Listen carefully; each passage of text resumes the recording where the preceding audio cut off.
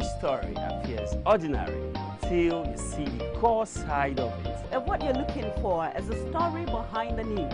We bring it to you from Lagos, the commercial capital of Nigeria. Giving you all sides and political stories round the clock. Every detail from the start line to the final whistle. CoreTV News, expanding your view.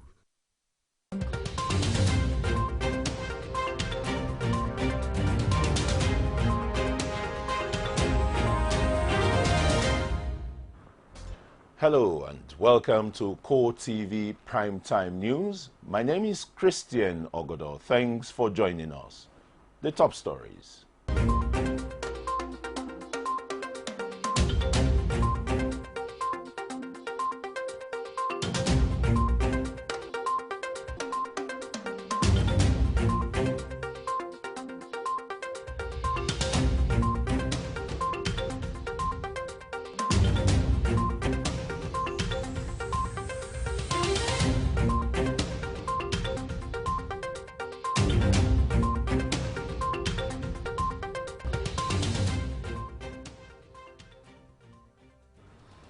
Thanks very much for joining us. Now the details of our bulletin. Muhammadu Buhari has issued a stern warning to vandals and saboteurs blowing up oil and gas installations, saying the full weight of the law would be unleashed on them should they continue in their nefarious acts. President Buhari was speaking at a meeting with members of the Nigerian community in China, says he would not relent in the fight against corruption. Buhari also stated that corruption is not only an arch enemy of the nation, but has destroyed the lives of many Nigerians. He equally added that he is aware that the national grid collapsed a number of times in the last 2 weeks and hopes his message will reach the vandals and saboteurs who are blowing up pipelines and installations. And still with the bilateral relations with China, the Nigeria state-run oil firm NNPC and the China State Construction Engineering Corporation have both signed a 23 billion naira deal. The two will jointly seek financing and credits from Chinese authorities and banks to build 3 refineries and a fuel complex in Nigeria. The project is expected to add 750,000 barrels per day of extra refining capacity. The NNPC says it hopes the construction of the new refineries will stem the tide of imported refined products into Nigeria. While Nigeria, as the 12th largest oil producer, is the 8th largest exporter of crude oil. But the country imports roughly 85% of its fuel needs because of the disrepair and mismanagement of its 4 state-owned refineries. And the recent fuel supply and distribution has drastically reduced the long queues nationwide, particularly in the Federal Capital Territory. 12 cargo laden with premium motor spirits, PMS, otherwise known as petrol, are currently being discharged at the Lagos, Calabar and Port Harcourt ports in order to improve supply and distribution in the country. The Group General Manager, Public Affairs Division of the NNPC, Garba Mohammed, says the Nigerian National Petroleum Corporation and the Nigerian Products Marketing Company, NPMC, are collaborating with relevant stakeholders in the hydrocarbon value chain to improve supply of PMS in the country. More trucks are being sent all over the country to restore normalcy to filling stations. He urged all Nigerians to desist from servicing black market operators as law enforcement officers are out to arrest and prosecute offenders. And the Senate of the Federal Republic of Nigeria has begun the process of passing into law the long-awaited Petroleum Industry Bill, PIB, as it passes the first reading at the floor of the upper chambers. The controversial bill, which is called the Petroleum Industry and Governance Bill, PIGB, seeks to give the country's oil and gas industry a comprehensive legal framework, just as it would also provide the basis for the unbundling of the Nigerian National Petroleum Corporation, NNPC, into 5 independent commercial entities. Both the Senate and the House of Representatives had harmonized the bill before today's action by the Senate, which makes it the 3rd time it will pass first reading in the Senate. Both the Senate and the House of Representatives had also harmonized the new draft of the PIB and renamed it PIGB, following a prolonged silence by the presidency on the bill, as well as continued agitation for its passage by the citizenry. And still with the National Assembly, the Senate has been explaining its own side of the inclusion of the rail project purportedly smuggled into the 2016 budget. Excuse me. Speaking to newsmen after plenary, Senate spokesman Sabi Abdullahi says the Senate, seeing the importance of the Lagos-Calabar Rail project, had to include it in the budget. We'll have this report for you. The spokesman for the Senate recognized the benefits accrued to Nigerians if the rail project is included. He says the executive submitted the original budget without the 60 billion naira project, stating that they only follow the constitutional pattern which allows for a supplementary budget. What Senator Ashafa said is not in conflict with what we are saying. The fact is, he also stated very clearly that that project was not included in the proposal that came from the executive. The press he's advising should be coincide with their facts, especially relating to sensitive issues like the budget. Having discussed this matter today, we are not ready to continuously poke one another. We are not going to keep poking one another. More words coming from other members of the Senate indicate an identical position of the entire chamber. If you go through the budget, you will realize that there was never a proposal from the presidency or the President of the Federal Republic of Nigeria to the National Assembly where the Calabar Lagos projects appeared. Those things you see outside does not represent the flesh of our democracy. So I don't want to believe that there is anything like that called skirmishing. So people are free to read whatever they like, people are free to write whatever they want, but this democracy is bound by constitutional provisions. This affirmation may just have put rest to the controversy over the rail project. It remains to be seen, however, whether or not President Muhammadu Buhari will, on the basis of this, assent to the budget and sign it into law. Jamil Afegwa, CoreTV News, Abuja. In just about few hours from now, it will be 2 years after the abduction of the Chibok girls, and the federal government is still expressing hope of their safe return. Vice President Yemi Osinbajo reiterated this at a roundtable meeting organized to mark the 2nd year of the kidnap of the Chibok girls. Osinbajo, who also attributed the security challenges confronting the nation to poverty and systematic corruption, says 500 billion naira has been provided for social intervention in the 2016 appropriation. Our correspondent, Abiola Oluwole, has more in this report. 2 years after they were abducted, rescuing the over 200 Chibok girls has become a mirage to government. The global outcry that followed the kidnap of the girls remains a dent on the image of the country. But with recent claim of victory by the military over the insurgents, the safe return of the Chibok girls is top on the wish list of Nigerians. Speaking at the round table organized to brainstorm on how to provide effective security for vulnerable members of the society, the Vice President identified poverty as the bane of the nation's problem, which according to him will be addressed with 500 billion naira social intervention fund provided for in the 2016 appropriation bill. He's also expressing hope that the girls will be returned safely.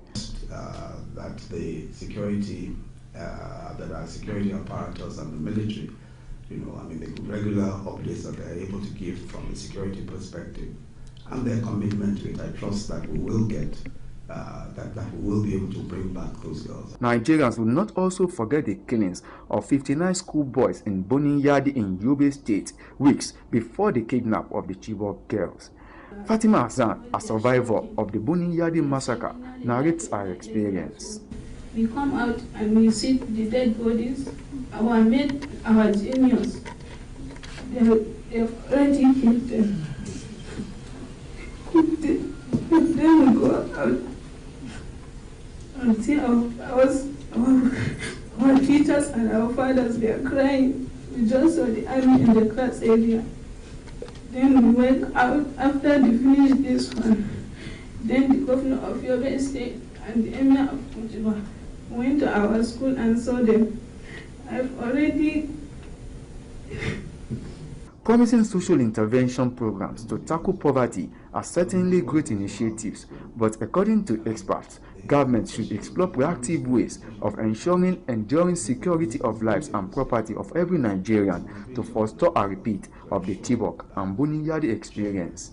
Abiola Oluwole, CoreTV News, Abuja. Well, that's why that still remains a very sore point on Nigeria's security situation, the Chibok girls matter. Some good news is coming out from the security network or security intelligence community, where barely a week after announcing the arrest of the leader of the Ansarul terror group and deputy leader of Boko Haram, Khalid El-Banawi, the Department of State Services has scored another major success with the arrest of Bello Danya Yaja, deputy leader of the Ansarul sect. Spokesman for the agency, Tony Opuyo, represented by Garba Abdullahi, says the service has also arrested a gang of impersonators who specializes in impersonating influential business and political leaders to extort money from unsuspecting members of the public. And we're still on security issues now, where we'll cross to Taraba State, and the state police command has paraded the suspected mastermind of the recent killings orchestrated by unknown gunmen at Gababi ward of Gashaka local government area of the state. Before the parade of the suspects identified as Ado Ayuba at the police command, the Commissioner of Police, Shabal Kali, says the plan was hatched in the house of the suspect. Also, the police commissioner states that only 15 persons were killed by the gunmen. The governor of Taraba State, Darius Ishaku, believes over 44 persons were killed in the attack. The governor also says 5 persons were injured while 6 others are missing and over 100 displaced, including women and children. However, the Commissioner of Police reveals that the police has deployed 60 mobile policemen from Yola to take over the situation and urged the people to remain calm, adding that investigations are ongoing to ensure that the perpetrators of the act will be brought to justice. And still on crimes and attack in Taraba State, 5 persons have been confirmed dead while 4 injured as herdsmen invaded Majehuku and Zanduku villages in the Wukari local government area of Taraba State. The herdsmen had invaded the villages at about 5 p.m., razing down 5 houses. Meanwhile, the Taraba State Police Command says the people killed and injured in the attack have been taken to the General Hospital in Wukari, while the incident is being investigated by the Criminal Investigation Department of the command. The attackers fled after attacking the villages, and the police are on their trail. And the Nigerian Army, too, is not left out on the issues of kidnappers, as the Army's 14th Brigade garrison based in Ohafia has busted a notorious kidnap syndicate in Abia State and in the process rescued the kidnapped victim while one of the suspects was apprehended. Acting Director of Army Public Relations, Sani Usman, says the troops were able to rescue a kidnapped victim who was earlier shot and kidnapped by his abductors at Aba on April 6, 2016. The troops recovered 2 AK-47 rifles, 9 AK-47 rifle magazine loaded with 124 rounds of 7.62 millimeter special ammunition, 1 pistol, 2 rounds of 9 millimeters ammunition, 2 machetes, and the sum of 5,490,000 naira. Other items recovered also include a Toyota RAV4 SUV with registration number MUS 428RZ, military camouflage jungle hat, 6 mobile telephone handsets, an iPad, Diamond Bank debit card, bunch of different keys, 2 empty bags, and a wrap of marijuana. We'll take a short break now to bring you some messages, and when we return, prosecution witness from Access Bank PLC reveals all against the former head of service, Stephen Oronsaye. Stay with us. VAT, Value Added Tax, is a tax paid on all goods and services and remitted by the seller of the goods or provider of the service to government. 5% VAT is added to the total cost of goods and services in Nigeria, and when remitted to government, is used for funding development. The VAT you pay will be used by government to develop our transport infrastructure, like roads and railway lines, to continually improve our educational sector by building more schools and upgrading existing ones, to provide adequate security and a better quality of life for us all. Pay your VAT. Make your contributions to the development of Nigeria. It pays to pay your tax. This message is from the Federal Inland Revenue Service.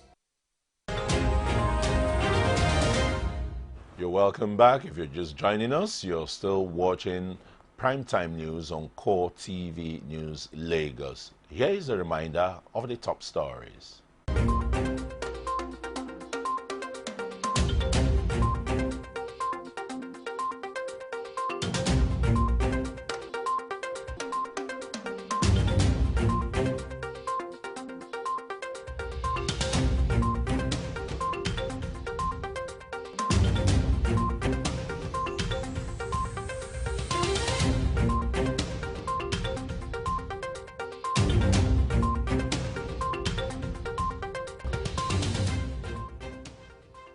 You can watch these and other stories on our social media platform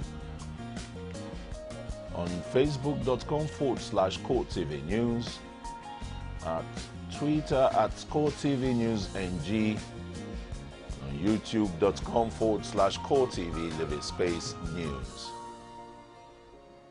We'll continue with the rest of the news now. And prosecution witness from Access Bank PLC, Olubunmi Ojoko, is revealing that the former head of service, Stephen Oronsaye, siphoned about 190 million naira when he was appointed chairman of the Presidential Committee on Financial Action Task Force by the federal government. Testifier Ojoko, who testified as a second prosecution witness in Oronsaye's ongoing trial before Justice Olasunbo Goodluck of an Abuja High Court, is alleging that the accused perfected the crime by maintaining a secret account. We'll bring you details of that report in our subsequent bulletin. And the National Youth Council is calling on the federal government to make public its economic blueprint in order to boost investors' confidence. President of the council made this call while addressing newsmen on the state of the nation in Abuja. He says a proper economic policy direction by President Muhammadu Buhari's administration will help rejuvenate the ailing economy. Kikelomo Okere completes the report. Speaking at the event, the council president also used the forum to urge the federal government to address the persistent fuel scarcity and epileptic power supply in the country, which has become a societal menace. The man-hour loss at these fuel stations is unquantifiable. Coupled with this, council frowns at epileptic power supply, noticing that the DISCO seems not to be interested in investing in our electricity sector because they make more money than enough profit through the estimated billing system. We call on the Minister of Power to negotiate and set a timely deadline for prepaid meters to be installed in all Nigerian homes. President Buhari, he says, should shelve further foreign trips and give a personal touch to issues at home, cautioning that the anti-corruption fight should not be turned into political tools. Council calls on our dear President to shelve further foreign trips for now and also give some personal touch to some issues at home. The Vice President, ministers and other aides can represent the President in some of these travels. There is an urgent need for Mr. President not to regain the confidence of Nigerians in this administration and cast out their doubt about the change we all voted for. Youth are the powerhouse of any society and is asking the federal government to seriously look into the myriad of issues facing them. Despite the clear words in this court judgment, the minister has contemptuously refused to recognize this order, he being a lawyer, and we emphatically call on President Muhammad Buhari to sack the Minister of Youth and Sports, Solomon Dalon, immediately before he drags the entire government to disable. The council is endorsing the anti-corruption stance of the present administration and urging them not to relent.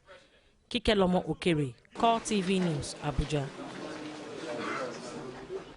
And the Chief Judge of Lagos State, Olufunmilayo Atilade, has freed 153 inmates of the Kirikiri maximum and medium prisons as part of the efforts of the government to decongest the prisons. While 24 of the inmates were released from the maximum prison, 129 were released from the medium prison. Among the 129 inmates released from the medium prison, 79 were standing trial for capital offenses, while 50 were standing trial for minor offenses. 3 of the released inmates have been standing trial for over 15 years. In our remark, Justice Atilade said the amnesty extended to the released inmates was part of a statutory duty to continuously ensure that the prisons are decongested. She urged the beneficiaries of our amnesty exercise to reciprocate the gesture by ensuring that they do not return to crime. She also called on all relevant stakeholders in the justice sector to join the prison decongestion effort by rehabilitating those released. Tax incentives to foreign investors has been described as a conduit for illicit financial flows. Nigeria is said to be losing about $3.3 billion as a result of extra financial drain. This much is contained in the latest report on avenues, the losses of money through capital flight, and Kikelomo Okere has that story. According to the latest report on illicit financial flow in Nigeria, Action Aid says since 1999, Nigeria is still yearning for good education, health facilities, adequate electricity, and a host of infrastructure development. Illicit capital flow due to tax incentive has cost Africa about $218 billion in tax incentive between 1970 and 2008. The incentives have had negative impact on the economy, with the state losing enormous revenue that would have been plugged into addressing development needs of the country. The above-mentioned ActionAid study has shown that annually Nigeria forfeits as much as $2.9 billion US. That is over 577 billion naira as a result of tax breaks granted companies. Action Aid is therefore calling on the federal government to appraise and evaluate current regime of incentive and put in place a monitoring and evaluation mechanism for tax incentive, as well as design and put in place a tax incentive policy that will capture the present economic realities.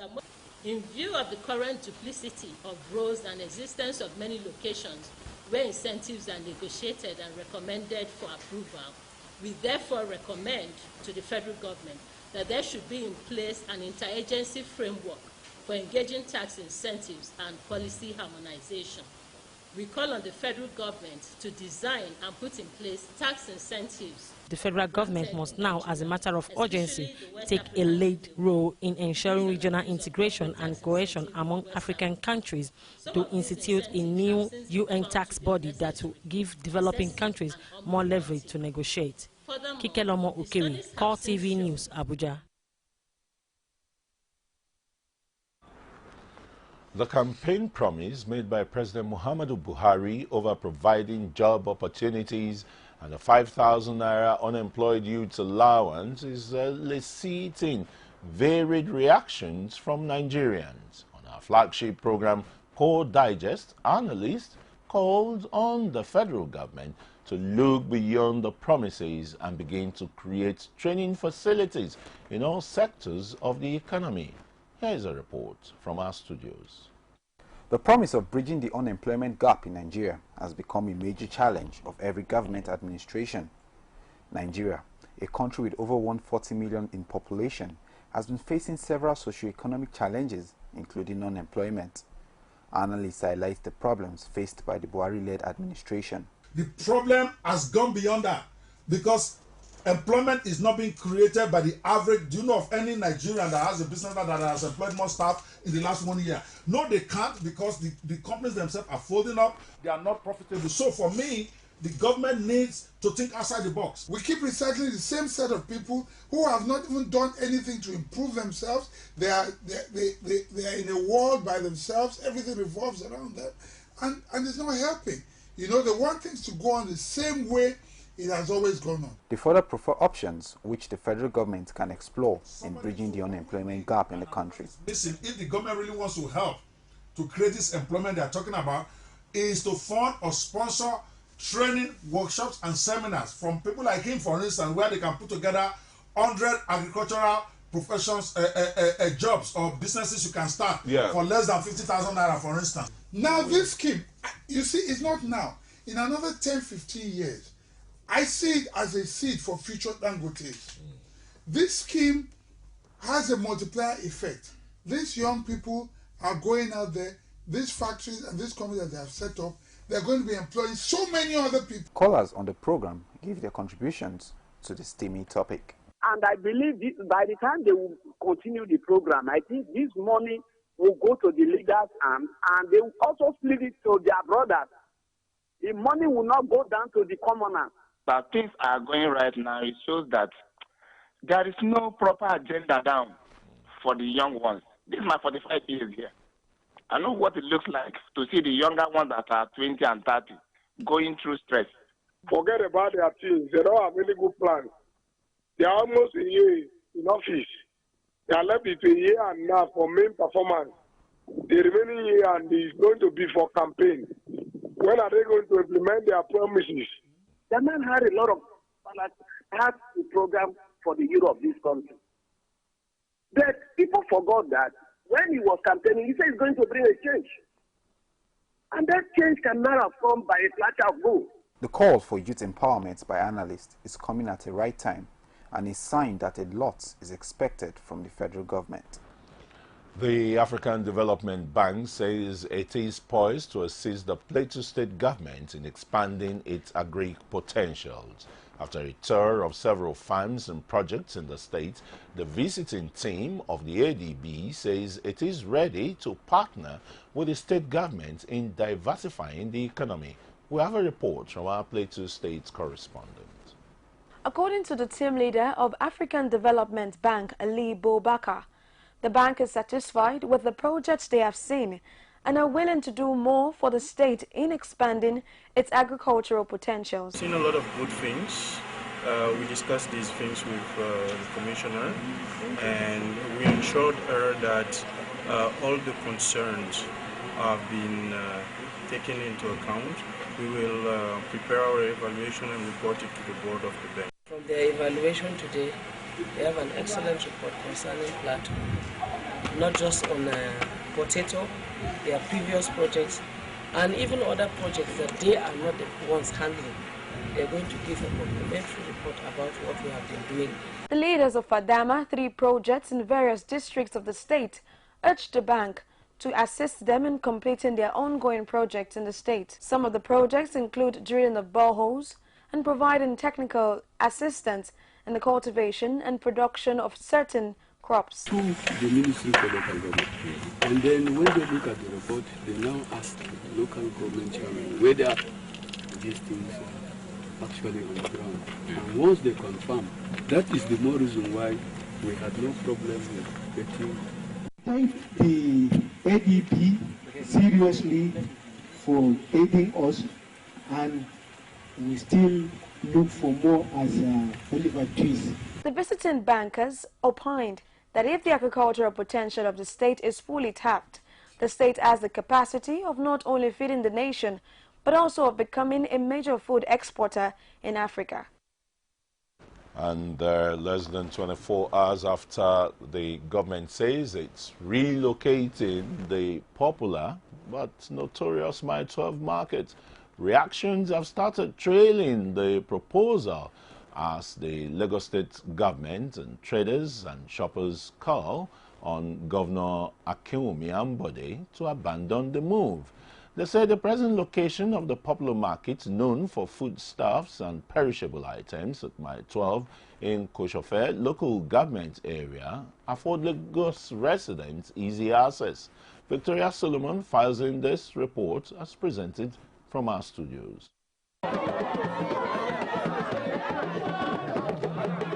For the Lagos government, the resolve to relocate Mile 12 to Imota is a step agreed by all stakeholders, especially to forestall a recurrence of the March 3, 2016 mayhem that led to the loss of lives and property. Everything has gone to everything, no. Everything, no. Governor Akinwumi Ambode, who led a delegation to Imota, about 45 minutes drive from Mile 12 Market, says the proposed relocation is in the best interest of Lagosians. Within the next 6 months, Mile 12 Market K2 will be a thing of the past. We are committed to doing this. We know it's in the interest of all Lagosians that we relocate Mile 12 Market here. The marketers themselves have agreed. It is now on us to ensure that we deliver this new market within the next 6 months. Traders, however, say they are unaware of government's plan to move the market. But going to Imota, I'm hearing it in the news for the first time today. I'm hearing it today for the first time. You understand? So for somebody to have 5,000 to trade and go to Imota, it's stressful. Please, we are pleading. We are begging the governor. I don't think it will be convenient because I'm pregnant now. I can't imagine me stressing myself from here to Imota to go and buy even pepper or onions. And moreover, most of them in this market, they cannot afford the money to pay for the shop and everything. Some of them appeal for restructuring instead of outright relocation. I watch Yaba now. Yaba is very clean, like a GRA. May you come governor to do there. You understand? What do you say? Do you pay any amount you say? But we may leave the people there too because they have money here. I'm hearing that they are taking us to Imota, which is it's too far. The place is too far, as you can see. So they should help us to do something about it. They should leave us here. We don't want them to remove this place. We don't even want them to carry it to anywhere. Efforts to speak with the leadership of the Traders Association at the market have proved abortive. Residents hope that the proposed relocation will diligently take into consideration the interest of all and sundry. The Delta State Coordinator of the National Identity Management Commission, NIMC, Henrietta Okolo, says if things go as planned, the NIMC identity card might be used in place of the Independent National Electoral Commission voters card in the 2019 general elections. Okolo disclosed this at the Palace of the Oroje of Okpe during a visit to the monarch. The NIMC boss, while harping on the efficacy of the card, also disclosed that the Federal Ministry of Agriculture has concluded plans to give loans and farming items to 300,000 farmers in Delta State through its National Agricultural Payment Initiative, NAPI, in partnership with the Commission. According to Okolo, though the federal government is not given a nod for the use of the identity card in voting, the plan is to use the card, which also serves as a MasterCard, as a major means of identification for all Nigerians, including for voting during elections. And the federal government says Nigeria cannot continue to miss the June, or cannot afford to miss the June 2017 deadline for the digitization of broadcast signals in the country. Information and Culture Minister Lai Mohammed says the broadcasting organizations of Nigeria, or critical stakeholders in the industry, will be involved every step of the way. And let's move to another story on education, where the Imo State Governor, Rochas Okorocha, has been speaking on the need to bridge the gap between government and institutions of learning. The governor is in Abuja receiving the Certificate of Eastern Palm University, Ogboko, in Imo State, as presented by the National Universities Commission, NUC. Our education correspondent, Bukola Afeni, has that report. The governor says there is need for the commission to collaborate with the Governors Forum on the need to move the education sector forward. The management of the education sector, according to him, has fallen below unprecedented levels. He reiterates the need to inculcate Nigerian language into the structure of education. But may I call on you, Mr. Professor and Executive Secretary, that there's an urgent need for you to address the Nigerian Governors Forum. And this, I assure you, you will do in the shortest time. Because it appears to me there's a communication gap between the education practitioners and the people who fund education. Executive Secretary of the NUC urges the state government to desist from imposing governing council in state-owned institutions. He also advised the media to always verify their facts before going to press with their stories, as this will go a long way in developing the sector. The Executive Secretary also is enumerating the necessity of patronizing Nigerian universities. They say, buy made in Nigeria. I said, good. Why don't you go to a made in Nigeria university? I'm asking. You know, some students go from here to, they say, University of Eastern Mediterranean. When you hear University of North America or something in Africa, you worry about such an institution. Because they want to give you some big name that will give you some recognition. The Eastern Palm University will specialize in developing entrepreneurial skills of the students that will make them employers of labor upon graduating. Bukola Afeni, CoreTV News, Abuja. We'll go on another short break now, and when we return, we'll be looking at stories from outside Nigeria, where a strong earthquake has hit Myanmar, with tremors in faraway India and China. Stay with us. CoreTV News now live on all Androids. Welcome to CoreTV Primetime News. Download CoreTV News app from your Play Store. Click on the menu to see all our top stories, from politics, sports, business, foreign news and live TV to watch us live on your mobile. I want to know why I should be believing them. You can also click on video to see all our YouTube videos. CoreTV News, a 24-hour news station. Welcome back. We'll now take stories outside Nigeria, and a strong earthquake has struck Myanmar with tremors in India and China, sending residents out into the streets. The 6.9 magnitude quake took place at a depth of 135 kilometers northwest of Mandalay, and casualties have been reported in northeast India. It could be felt in the northeast Indian state of Assam, where the Duke and Duchess of Cambridge, Kate Middleton and Prince William, are staying. The royal couple who were staying in a national park were unharmed. The quake was also felt in the Bangladeshi capital of Dhaka, 484 kilometers from the epicenter, and in the Indian city of Calcutta. In March 2011, at least 75 people died when a powerful earthquake hit Myanmar near the borders with Laos and Thailand.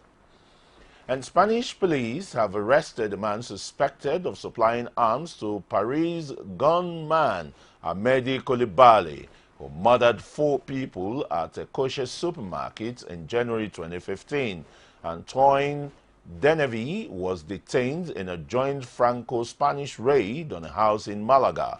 The Frenchman is suspected of fleeing France weeks after the 9th January supermarket siege. In all, 17 people were killed in 3 days of Islamist violence in Paris. Deneville left France after the attacks before settling in Malaga. And the president of the European Council, Donald Tusk, has warned Italy and Malta of large numbers of would-be migrants in Libya. Tusk says it will not be possible to apply the same approach used for the Balkans to unstable Libya. Meanwhile, Italian coast guards have rescued 4,000 people from the Mediterranean between Libya and Sicily on Monday and Tuesday. Furthermore, about 11,000 migrants and refugees have been camped out at Indomeni on the Greek side of the border since countries on the route to northern Europe through the Balkans closed their borders. However, figures from the Institute of Migration show that those currently arriving in Italy from Libya are predominantly citizens of African countries. And some sporting stories now. Our style, and that's what he delivered. Novak Djokovic has been knocked out of the Monte Carlo Masters by world number 55, Jiri Versely. The world number 1 was beaten 6-4, 2-6, 6-4 by the Czech. His first exit as early as the second round since the Madrid Masters in 2013. 11-time Grand Slam winner Djokovic has won his past 22 matches in Masters competitions and 9 of his past tournaments. The Czech will play the winner of the match between Gael Monfils and Paolo Lorenzi in round 3, both unseeded. Tyson Fury says he's suffering more racial abuse since becoming world heavyweight champion of the world. The 27-year-old also claimed to have no motivator for his rematch with Vladimir Klitschko at the Manchester Arena. Fury, who calls himself Gypsy King on Twitter and is from a family of traveler heritage, says no one wants to see a gypsy do well. In a lively first news conference since the Klitschko rematch was announced, Fury reignited his war of words with fellow British fighter Anthony Joshua. And finally, Real Madrid striker Karim Benzema will not be going to Euro 2016 with France, following a decision by the French Football Federation, FFF. Benzema is under investigation for his part in an alleged plot to blackmail France teammate Mathieu Valbuena.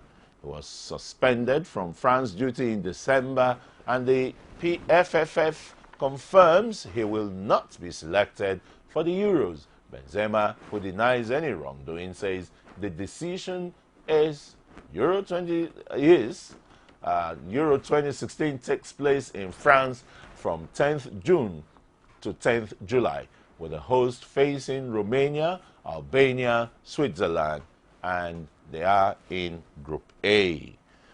Well, before we say a final good night, let's take a look again at our top stories.